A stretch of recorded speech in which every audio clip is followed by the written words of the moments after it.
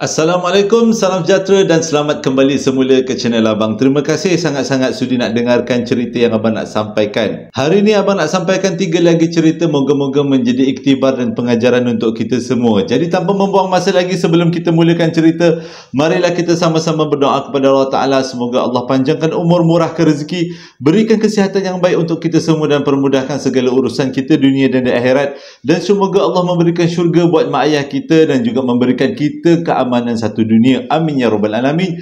Jadi tanpa membuang masa lagi, Abang akan terus mulakan cerita kali ini dengan A'udzubillahi minasyaitanirrajim. Bismillahirrahmanirrahim. Kisah kali ini dikongsikan oleh seseorang yang bernama Ju yang berlaku pada tahun 2021. Tapi tidak pula dia ceritakan kepada Abang kat mana sebenarnya lokasi untuk cerita kali ini. Kisahnya macam ni. Pada tahun 2021, Ju berkenalan dengan seorang jantan, dengan seorang lelaki. Ya, dan dia kata dia sangat rapat dengan lelaki itu, tapi bukanlah sebagai pakwa-makwa, tapi sebagai kawan. Dan sebagai cara untuk berhubung dengan lelaki ni, dia memang selalu berwhatsapp dengan lelaki ni. Lelaki ni dikenali dengan nama Haziq dan dia bekerja sebagai seorang pomen. Cumanya dia banyak buat kerja dekat rumah. Dia tak ada kedai dan dia tak kerja dekat mana-mana kedai. Jadi ramailah kawan-kawan dia hantarkan motor dekat kedai, dekat rumah Haziq untuk minta Haziq betulkan. Jadi diorang pun akan bayarlah. Jadi dia kata menjadi satu masalah sepanjang berkawan dengan si Haziq ni, Ju mengalami satu masalah yang agak menggusarkan jugalah. Sebabnya Haziq senang-senang aja berubah emosi. Daripada baik jadi tak baik. Mula-mulanya Ju tak faham kenapa Haziq perangainya macam tu. Tapi selepas diselidiki dengan lebih dalam lagi, rupanya ia berpunca daripada kawan-kawan dia yang selalu hantar motor tapi tak hantar duit. Bila minta bayaran, dia punya alasan masuk buku 55. Okay, kita tak tahu kan juga masalah ekonomi orang yang lainnya, walaupun nampak macam bermotor, berkereta, tapi kadang-kadang mereka pun tidak. Ialah ekonomi, kadang-kadang susah nak cakap.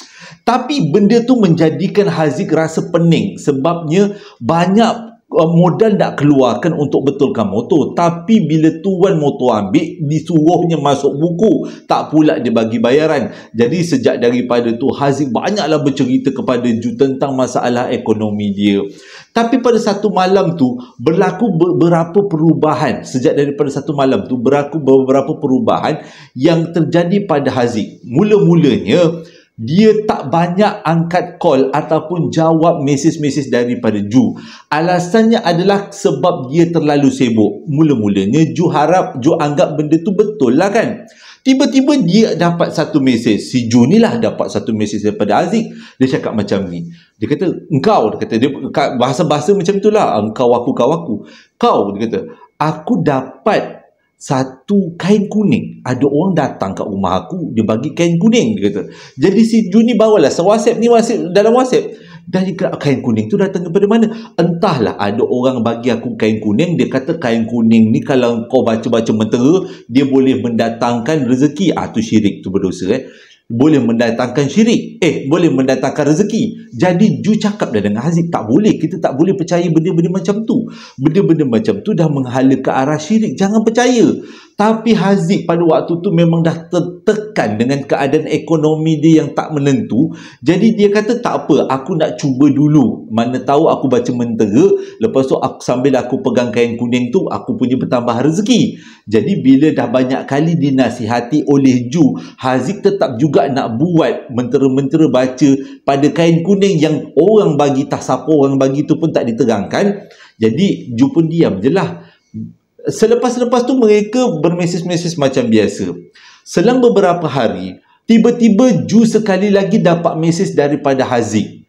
Mesejnya agak pelik sikit, sebabnya Haziq membahasakan diri dia sebagai kita, awak, saya. Itulah dia, bahasanya bahasa baku.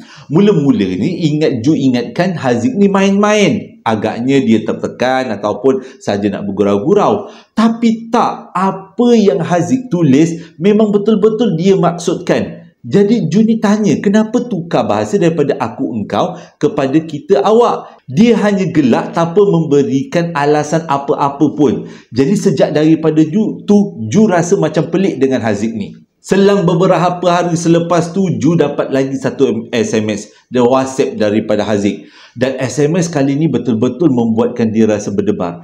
Dia dah bahasakan diri dia sebagai kita dengan awak. Tiba-tiba si Haziq cakap, awak, kita ni kan sebenarnya, kita ni ada orang yang ikut tahu awak. Kita rasa macam ada orang lain berdamping dengan kita. Mula-mulanya Ju ingatkan si Haziq ni berhalusinasi, berangan. Jadi dia tanyalah, apa kata awak ambil gambar, awak bagi dekat saya. Ju cakap macam tu. Tapi Haziq tak pula buat. Dia cuma cakap apa? Orang yang teman kita tu kan awak, dia tak nak gambar dia diambil. Dia tak nak. Kalau awak betul-betul nak tengok dengan dia, kejap lagi saya akan video call. Waktu tu berdebar hati Zu. Kenapa pula nak kena buat video call? Jadi tak apalah. Tak lama lepas tu dapatlah calling video call daripada Haziq. Mula-mulanya Ju nak angkat sebab dia nak tengok siapa orang yang selalu berdamping dengan Haziq. Sebab Haziq cakap selalu sangat ada orang tu datang mengekor dia. Tapi bila difikir-fikirkan semula, kalau yang datang tu bentuknya dalam keadaan yang tak semenggah, lebih baik jangan tengok. Jadi dia pun cancelkanlah video call tu dan dia beritahu pada Haziq dia minta maaf, dia tak berani nak tengok, belum sampai masanya.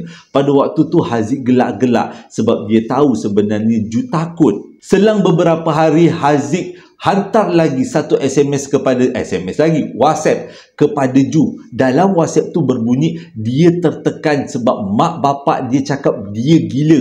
Lepas tu mak bapak dia nak bawa dia pergi jumpa bomoh. Bila dapat WhatsApp macam tu, Ju terus telefon mak Haziq nak tahu apa sebenarnya yang berlaku. Melalui perbualan Ju dengan mak Haziq, mak dia beritahu Haziq selalu cakap sorang-sorang. Haziq selalu nampak bayangan-bayangan yang bukan-bukan. Jadi dia nak bawa pergi jumpa orang yang pakar. Takut-takut kalau Haziq ni dapat gangguan daripada makhluk alam sebelah. Bila dapat penerangan daripada emak si Haziq macam tu, Ju dengan beraninya WhatsApp kepada Haziq. Cakap macam ni, awak kena pergi berubat bukannya sebabkan awak sakit, tapi untuk bagi awak lebih gembira, lebih tenang. Ju yang pujuk Haziq supaya pergi berubat. Tapi hasil daripada pergi berubat tu, rupanya Haziq sebenarnya mengalami kegusaran dalam hati disebabkan masalah ekonomi. Dan disebabkan dia punya pemikirannya celaru dan dia diganggu dengan halusinasi-halusinasi lain. Yang kalau ikut perubatan Islam itu adalah gangguan-gangguan daripada jin. Dan selepas Haziq baik pulih sepenuhnya daripada penyakitnya, daripada gangguan, dan Ju pun tanya, jumpa Haziq sendiri, sebenarnya apa yang dia maksudkan dengan setiap SMS dia. Dan nak tahu tak apa pengakuan Haziq? Sebenarnya dia tak ingat langsung dia pernah berkawan dengan Ju. Pelik kan? Dia tak tahu pun. Dia kata dia kenal Ju, tapi dia tak pernah SMS awak saya. Dia tak pernah SMS yang dia kata dia ada kawan lain. Dia tak pernah SMS yang dia kata dia ada gangguan daripada alam sebelah, diberi kain kuning. Dia tak pernah SMS macam tu. Tapi memang betul mak dia cakap ada orang bagi kain kuning pada Haziq. Dan kain kuning tu diletakkan dekat depan rumah. Dan Haziq cakap itu kawan dia bagi. Sebenarnya mak dia pun dengan bapak dia pun tak tahu mana datang kain kuning. Sejak daripada kain kuning tu sampai dekat rumah tu, pemikiran Haziq terus berubah. Tapi yang menjadi peliknya, Haziq sendiri mengaku dia tak pernah hantar SMS pada Ju. Dan dia tak pernah berkawan rapat dengan Ju. Dan bila tengok SMS tu punya story, history kan, dia punya rekod yang terdahulu, memang tak ada langsung SMS yang dihantar oleh Haziq kepada Ju. Tapi bila tengok dekat handset Ju, semua SMS tu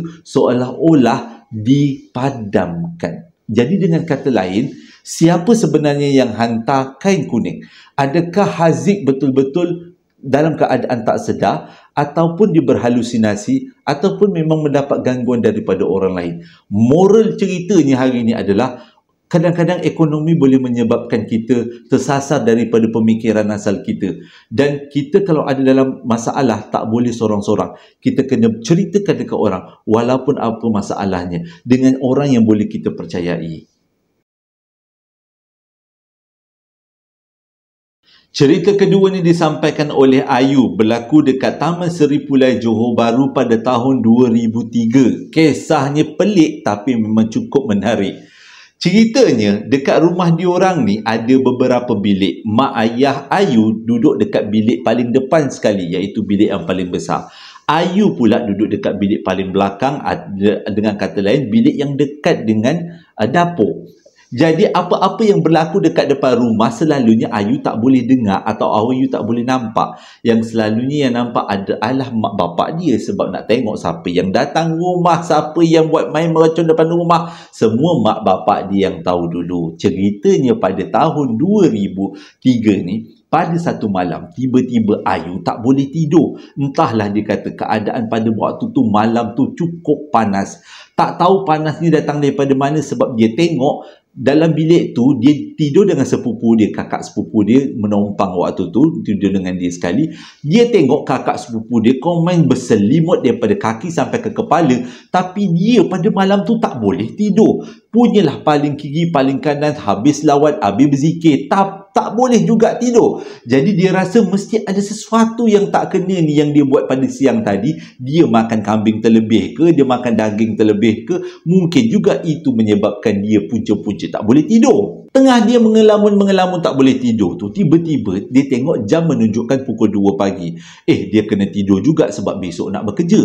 Jadi tengah-tengah dia melayan-layan perasaan tu, tiba-tiba dia dengar bunyi anjing kuat gila depan rumah dia. Dan bunyi anjing tu bukan bunyi anjing yang menggonggong, tapi anjing yang melolong.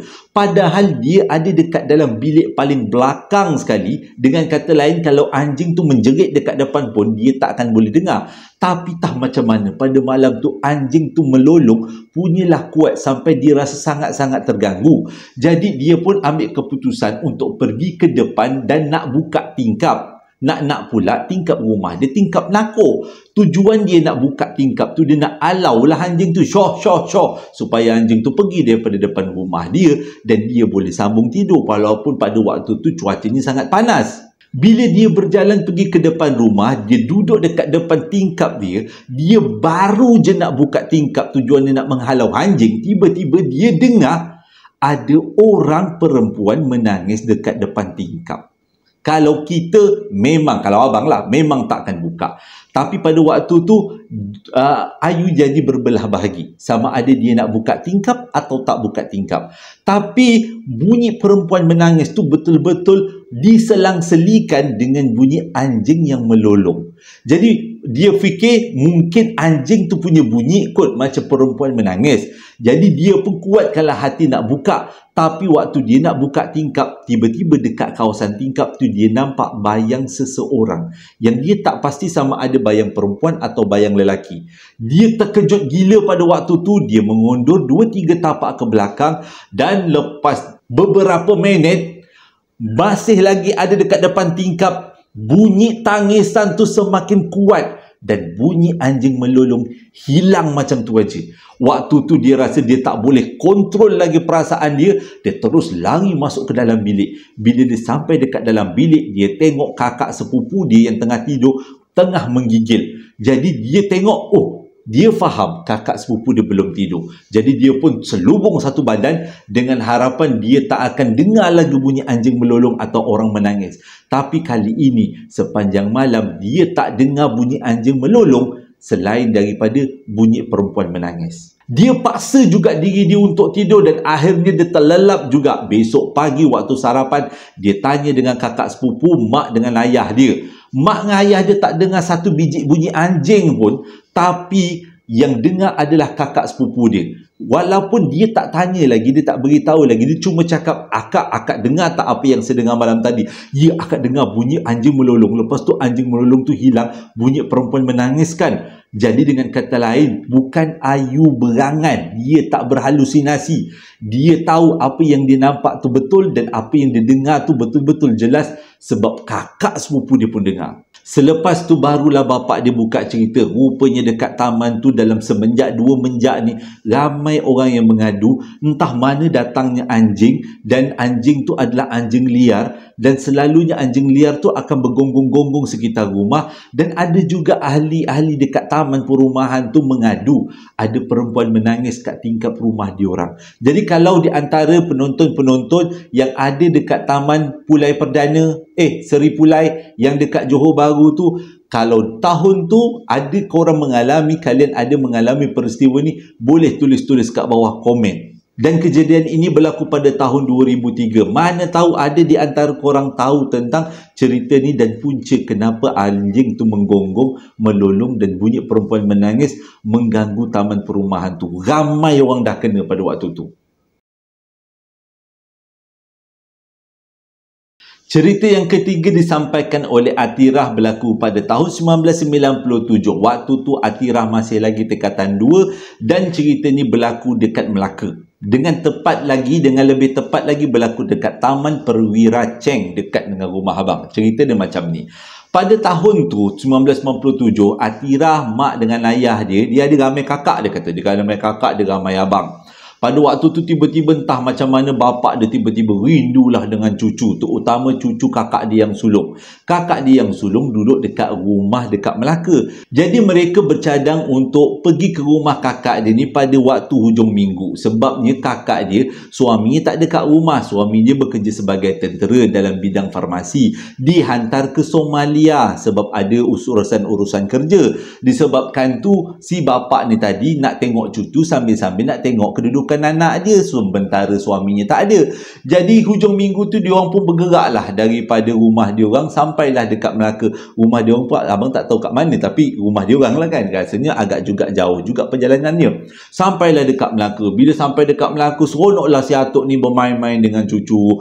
Waktu tu si kakak ni memang bersyukur sangat-sangat bila mak ayah dia datang, sebabnya dia kata ada peristiwa pelik berlaku pada waktu seminggu sebelum mak bapak dia datang. Bila dengar macam tu, mak bapak mana yang tak risau bila anak perempuan dan anak-anak perempuannya dan cucu-cucunya duduk dekat rumah yang tak ada suami. Bukan tak ada suami, suaminya jauh. Lepas tu berlaku peristiwa pelik. Jadi si bapak ni tanya dengan mak ni tadi, mintalah si kakak ni ceritakan apa sebenarnya yang berlaku. Dia kata peristiwa ni menyebabkan dia tak berani nak tidur sorang-sorang kat rumah dan perlu ada orang teman. Nasib baik jiran tetangga semua bagi kerjasama, bagi temankan, masing-masing ambil giliran temankan si kakak ni tadi tidur dekat rumah dia. Ceritanya macam ni.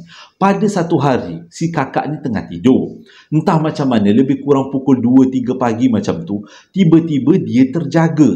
Dia terjaga sebab dia dengar dalam rumah macam ada orang berjalan. Jadi dia tak berani nak gerak daripada katil, sebab dekat atas katil dia dengan anak-anak dia yang kecil-kecil tengah tidur. Disebabkan ada orang berjalan tu yang dia ingatkan adalah perompak. Waktu tu tengah malam Jadi dia pun peluk dengan anak-anak dia. Dia pegang kayu yang ada disediakan dekat tepi katil dia. Kalau apa-apa jadi, dia pepah orang yang masuk dekat dalam bilik ni dengan kayu yang dia pegang. Tapi dia berhati-hati sejak daripada awal. Daripada sejak suami dia tak ada dekat rumah, pergi Somalia, dia kalau tidur dengan anak-anak, dia mesti kunci pintu. Pintu depan kunci, pintu bilik pun kunci. Jadi dia kata pada waktu tu dia tengok ada orang mundar-mandir dekat kawasan depan bilik dia. Tiba-tiba tombol pintu bilik dia diputarkan. Waktu tu dia dah seram sangat, terlalu amat sangat. Ini dia ceritakan kat bapak dia ni. Dia ceritakan ceritakan kat abang semula. Jadi dia rasanya waktu tu dia seram sangat, tak boleh nak cakap. Dia cuma pegang kayu, apa-apa dia sesah pakai kayu ni. Yang menjadi peliknya ialah benda yang ada dekat luar pintu bilik tu goncang-goncangkan tombol pintu sambil buat suara, seakan-akan suara orang mengilai. Pada waktu tu terfikirlah dekat fikiran si kakak ni, kalau yang ada depan pintu tu adalah orang, takkanlah sengaja nak keluarkan bunyi suara perempuan macam merengek, mengilai. Pelik juga pada waktu tu, ini orang ke bukan? Jadi Benda tu goncangkan pintu. Pintu daripada tombol tu digoncang, ditukar kepada dia ketuk pintu tu kuat-kuat. Dung, dung, dung, dung, dung. Si kakak ni dah kecut perut. Anak-anak dah mula terjaga. Dan anak-anak dah mula nangis-nangis. Dia sebagai mak perlu lindungi anak-anak. Pada masa yang sama, apa yang ada dekat depan pintu tu? Dia diam aja. Tak melawan, tak bergerak. Cuma dia peluk anak-anak dia dengan harapan anak-anak dia dah tak menangis lagi. Selepas goncangan tu terlalu kuat, hentakan pintu tu terlalu kuat menyebabkan anak-anak dia menjerit-jerit. Dengan kekuatan yang dia ada, si kakak ni jerit, "Pergi kau dari sini!" Selepas kakak dia jerit macam tu, bunyi terus hilang. Bunyi gendangan pintu terus hilang. Tapi bunyi mundar-mandir dekat dalam rumah masih lagi ada. Lupa abang nak beritahu, dia baru pindah dekat rumah tu pada waktu tu. Rumah sewa, bukan rumah sendiri, rumah sewa. Jadi dia kata dia bersabar tengok siapa pula yang ada yang melintas-lintas dekat depan bilik dia ni. Dia takut kalau benda tu melintas dekat masuk dekat dalam bilik dia dengan merempuh pintu bilik tu. Tapi dia dah pastikan kunci bilik tu betul-betul berkunci. Pintu bilik tu betul-betul berkunci.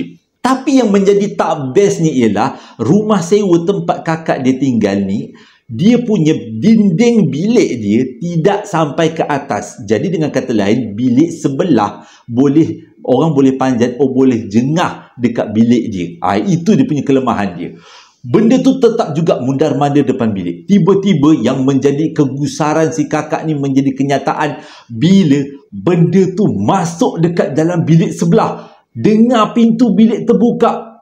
Itu benda yang tak berapa nak baik. Tapi benda yang lebih teruk terjadi bila tiba-tiba benda yang ada dekat dalam bilik sebelah tu seolah-olah panjat katil yang ada dekat dalam bilik sebelah. Waktu tu si kakak pandang ke arah dinding. Faham apa? Dinding dia tak sampai atas, dinding dia setengah je. Jadi sambil baring, sambil pegang kayu, kakak dia pandang ke arah dinding. Pandang ke arah ruang kosong yang ada dekat, yang memisahkan dinding, yang memisahkan bilik dia dengan bilik sebelah. Tiba-tiba dia nampak satu benda yang bentuknya macam kepala menjengah daripada bilik sebelah ke bilik dia dengan rambut yang tiba-tiba mengurai panjang sampai panjangnya rambut tu mencecah ke katil si kakak ni tadi. Apa lagi, anak-anak memang meraung-raung lah pada waktu tu. Si kakak dengan beraninya dia ambil kayu yang dia pegang, dia hantar ke arah benda tu. Walaupun dia hentak banyak kali, benda tu tak mengelak. Memang terasa benda tu punya kepala keltang. Kalau abang matilah. Waktu tu kakak tu kata dia tak menjerit, cuma dia menangis. Cuma dia ketuk benda tu. Dia tak cakap Allahu Akbar, dia tak cakap, dia kata dia tak ingat. Dia cuma ketuk dengan harapan benda tu pergi. Dia hanya untuk melindungi anak dia. Waktu dia ketuk lebih kurang 10 kali dia ketuk, tiba-tiba dia rasa tangan dia sangat sakit dan dia terbuka mata. Nak tahu tak? Sebenarnya yang daripada tadi dia tengah bermimpi. Tapi yang peliknya, bila dia terbangun daripada mimpi, dia betul-betul tengah ketuk dinding bilik sebelah. Seolah-olah mimpi tu betul-betul terjadi.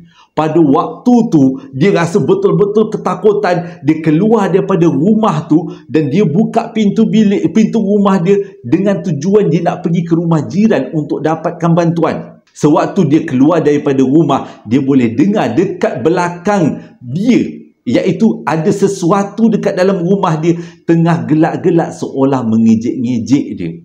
Bila dia dapat keluar daripada rumah, dia terus pergi rumah jiran. Walaupun pukul 3 pagi, dia gendang pintu rumah jiran dan jiran pun keluar. Terkejutlah si jiran. Bila jiran keluar, jiran pun tanya kenapa. Dia cakap dia bermimpi, tapi mimpi dia macam betul. Jadi dia pun beritahu pada jiran apa yang dia buat, apa yang dia alami. Dan jiran benarkan untuk si kakak ni tadi tidur rumah jiran. Dan sejak daripada tu sampai seminggu lamanya, memang dia tidur dekat rumah jiran. Dan ada kalanya jiran-jiran akan tidur dekat rumah dia. Sambil-sambil dia cerita, dia cari sebenarnya apa yang berlaku dekat rumah tu.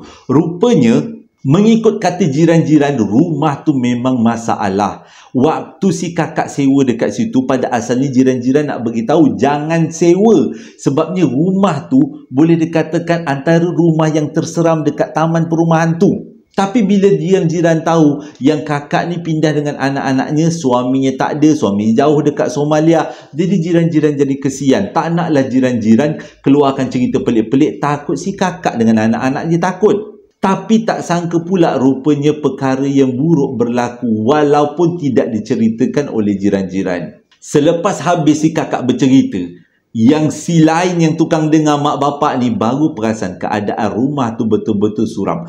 Petang tu juga si bapak dengan si mak tadi sayangkan cucu punya pasal cari rumah sewa lain. Minta si kakak pindah, waktu terdekat juga pindah ke rumah lain. Tapi Alhamdulillah bantuan Allah Ta'ala, jumpa pula rumah kosong yang dekat-dekat dengan situ. Kali ni rumah tu memang rumah tak berhantu. Sejak kakak tu pindah daripada rumah tu tetap kosong katanya sampailah ke cerita ini disampaikan.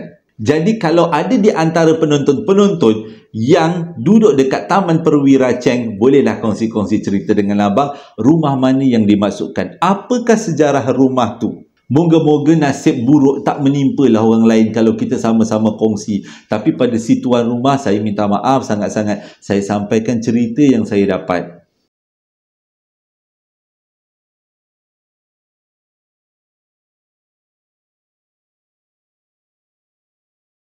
Terima kasih sangat-sangat sudi dengarkan cerita yang abang sampaikan. Kita santai-santai aja hari ini, ceritanya menarik. Pengajaran cerita yang ketiga, pastikan rumah yang kita pindah tu memang tak ada benda-benda yang pelik, benda-benda yang peristiwa yang pelik-pelik berlaku sebelumnya.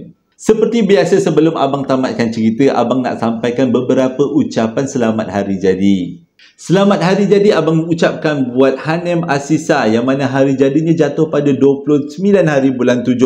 Jadi semoga panjang umur, dimurahkan rezeki, diberikan kesihatan yang baik dan dipermudahkan segala urusan. Selamat hari jadi juga abang ucapkan buat Rushdi Walelang yang mana hari jadinya jatuh pada 28 hari bulan 7.